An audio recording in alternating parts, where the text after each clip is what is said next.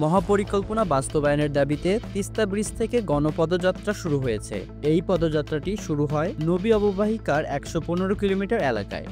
তিস্তা নদী রক্ষা আন্দোলনের ২ দিনব্যাপী কর্মসূচির দ্বিতীয় দিন আজ। এই পদযাত্রায় অংশ নিয়েছে বিভিন্ন রাজনৈতিক দলের নেতৃবৃন্দ, কৃষক, শ্রমিক, স্থানীয়রা মিলে হাজার হাজার মানুষ। এ সময় তারা জাগো বাহে, তিস্তা বাঁচাও সহ নানা ধরনের স্লোগান দিতে থাকে।